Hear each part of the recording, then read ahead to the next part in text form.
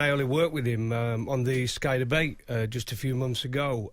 Very, very funny man, very straight talking, very passionate about England cricket moving forward. Quite critical of players at times, not afraid to say his piece. I gathered he'd not been very well. He didn't really want to talk about it. He wanted to work right till the end, and that's what he did.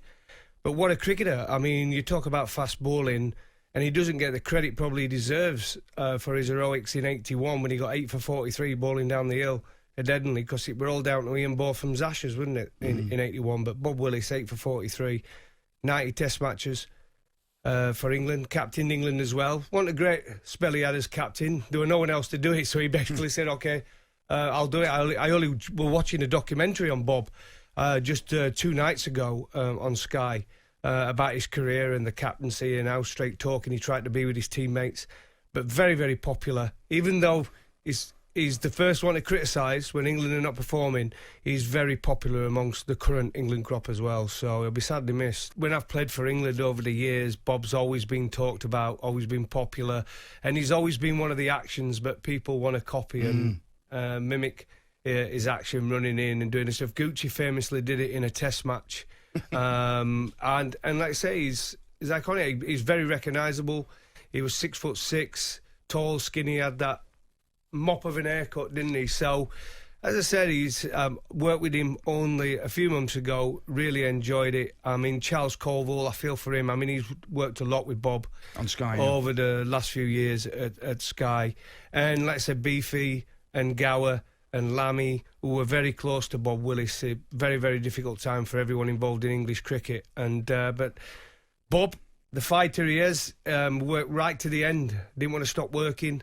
Wanted to go out in the career he loved. And that's, if it wasn't playing, it was working and commentating on the game of cricket, which he loves. So we'll be sadly missed. He goes down as one of the best fast bowlers around ever. I mean, 90 test matches.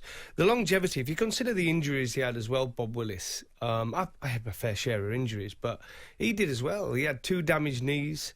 He never got back to the pace he always wanted to be, but that series in 81 was the highlight. 20-odd wickets, I think he got that series. Outstanding.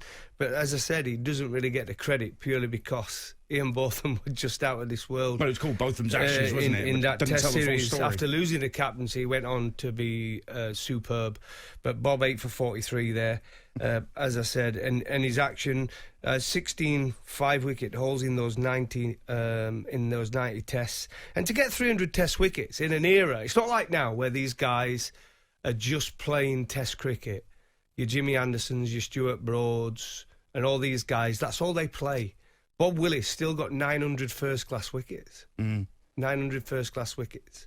And only 325 of them are for England. So it goes to show he played a lot of cricket, bowled a lot of overs, Bob. And as I said, a very popular figure all around the world. And there'll be tributes all day, no doubt, all over TV and on radio, and it's deserved. I just feel so sad. Like I say, I knew him as a bloke, and sometimes when you're the player and you're playing and you come off and you hear him criticising you being a fellow fast bowler because it's part of the fast bowlers club, you can be a little bit frustrated being. But once you sit down and talk to Bob, he just says it as it is. Is the bowler's version of Geoffrey Boycott.